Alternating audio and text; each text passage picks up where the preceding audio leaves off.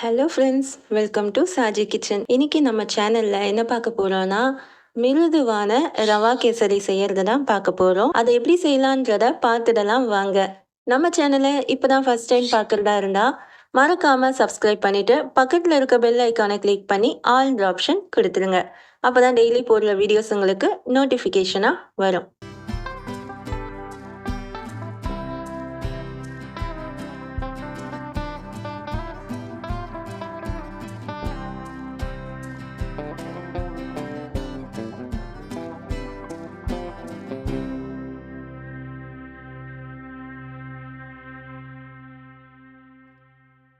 இப்போ நம்ம stove on பண்ணி ஒரு கடாய் வச்சு 1 டேபிள் ஸ்பூன் அளவுக்கு எண்ணெய் ஊற்றிக்கோங்க. 1 டேபிள் ஸ்பூன் அளவுக்கு நெய் ஊற்றிக்கோங்க.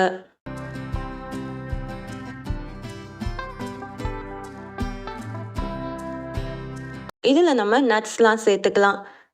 உங்ககிட்ட என்ன நட்ஸ் இருந்தாலும் சேர்த்துக்கோங்க, இன்னும் நல்லாவே இருக்கும். நான் இதில் திராட்சை பாதாம் சேர்த்துருக்கேன். நீங்கள் திராட்சை முந்திரி பாதாம் எல்லா நட்ஸ் இருந்தாலும் நட்ஸ் நம்ம சேர்த்தோம்னாலும் ரொம்ப சூப்பராக இருக்கும். இது நம்ம லோ ஃப்ளேமில் வச்சு நல்லா வறுத்துக்கலாம். இது கொஞ்சம் கோல்டன் ப்ரௌன் வர வரைக்கும் வறுத்துக்கலாம்.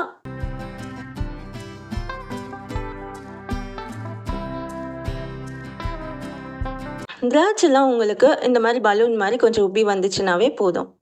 பாருங்க, இப்போ எடுத்து இதை ஒரு பிளேட்டில் வச்சிடலாம்.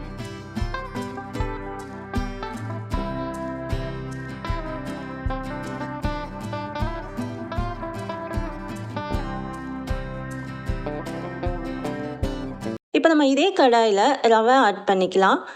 2 கப் அளவுக்கு நான் ரவை சேர்த்துக்கிறேன். ரவை சேர்த்த அப்புறமா நல்லா இது போல் வறுத்துக்கோங்க. ஸ்டவ்வை வந்து லோ ஃப்ளேம்லேயே வச்சுக்கோங்க. நம்ம ஹை ஃப்ளேம்லேயோ மீடியம் ஃப்ளேம்லேயோ வைக்க வேண்டாம். கொஞ்சம் லோ ஃப்ளேமில் வச்சுக்கோங்க. இது போல் கொஞ்சம் வறுத்துக்கோங்க. அது கொஞ்சம் கலர் சேஞ்ச் ஆகணும். சேஞ்ச் ஆகுற வரைக்கும் வறுத்தோன்னா போதும். இது கூட நம்ம ஏலக்காய் சேர்த்துக்கலாம். ஏலக்காய் பொடி இருந்தாலும் நீங்கள் சேர்த்துக்கோங்க. 1/4 ஸ்பூன் சேர்த்துக்கோங்க.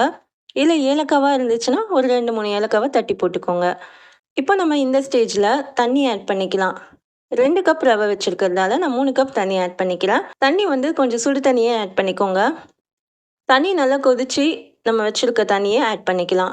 இப்போ தண்ணி ஆட் பண்ண அப்புறமா இது நல்லா இது போல் மிக்ஸ் பண்ணி விட்டுக்கோங்க.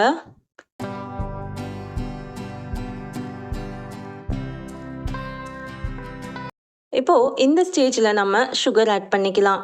2 கப் அளவுக்கு சுகர் ஆட் பண்ணிக்கிறேன். உங்களுக்கு இனிப்பு கூடவோ கம்மியாவோ வேணும்னா அதுக்கேற்ற மாதிரி நீங்கள் அளவு ஆட் பண்ணிக்கோங்க. சுகர் சேர்த்த அப்புறமா இது போல் நல்லா மிக்ஸ் பண்ணி விட்டுக்கோங்க.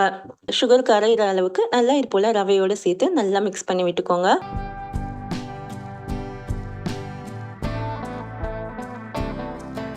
இப்போ இந்த ஸ்டேஜில் நம்ம ஃபுட் கலர் ஆட் பண்ண போகிறோம். நான் எல்லோ ஃபுட் கலர் தான் ஆட் பண்ணுறேன். உங்களுக்கு வேணும்னா நீங்கள் ஃபுட் கலர் ஆட் பண்ணலாம். இல்லை வேண்டானா இது ஆப்ஷனல் தான். இதை அப்படியே செஞ்சாலும் நல்லா தான் இருக்கும். நான் இதில் ஃபுட் கலர் போட்டு தான் செய்கிறேன். போட்டு அப்புறமா மிக்ஸ் பண்ணிக்கலாம். நான் ஒரு பிஞ்ச் அளவுக்கு ஃபுட் கலர் தண்ணியில் மிக்ஸ் பண்ணி தான் ஊற்றி ஆட் பண்ணியிருக்கேன். இப்போ இதை நல்லா இது போல் கிண்டி விட்டுக்கோங்க. நல்லா மிக்ஸ் பண்ணுங்கள்.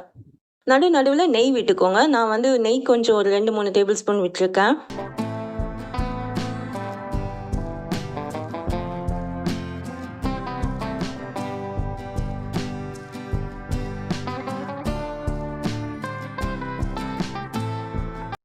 நடுவில் நீங்கள் கிண்டும் போதெல்லாம் நெய் கொஞ்சம் விட்டு விட்டு கிண்டினீங்கன்னா உங்களுக்கு ரொம்பவே சூப்பராக இருக்கும். கேசரியோட டேஸ்ட்டும் சரி, கேசரியும் ரொம்ப உங்களுக்கு சாஃப்டாக இருக்கும்.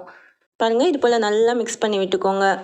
இப்போ நம்ம இந்த ஸ்டேஜில் நட்ஸ் எல்லாம் ஆட் பண்ணிக்கலாம். ரவா கேசரி ரெடி ஆயிடுச்சு. நம்ம ஃப்ரை பண்ணி எடுத்து வச்ச இந்த நட்ஸ் எல்லாத்தையுமே இதில் ஆட் பண்ணிக்கலாம். இது போல் இதில் சேர்த்து அதையும் நீங்கள் மிக்ஸ் பண்ணி விட்டுக்கோங்க.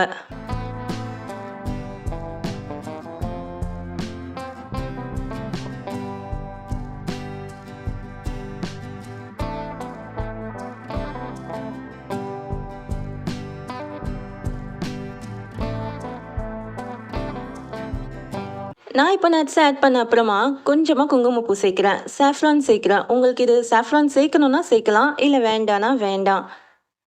இதுவும் ஆப்ஷனல் தான். சாஃப்ரான் கொஞ்சமாக நான் சேர்த்துட்டு அதையும் சேர்த்து நான் மிக்ஸ் பண்ணி விட்டுக்கிறேன். பாருங்கள், இது போல் நல்லா கிண்டி விட்டுக்கலாம். இப்போ நமக்கு அருமையான ரொம்ப சாஃப்டான மிருதுவான கேசரி ரெடி ஆகியிருக்கு. பார்க்கறதுக்கே ரொம்ப சூப்பராக இருக்குல்ல? இந்த கேசரி உங்களுக்கு பிடிச்சிருந்துச்சுன்னா மறக்காமல் லைக் பண்ணுங்கள். இந்த வீடியோ உங்களுக்கு பிடிச்சிருந்துச்சுன்னா மறக்காமல் லைக் பண்ணுங்கள், ஷேர் பண்ணுங்கள், சப்ஸ்கிரைப் பண்ணுங்கள். தேங்க்ஸ் ஃபார் வாட்சிங்.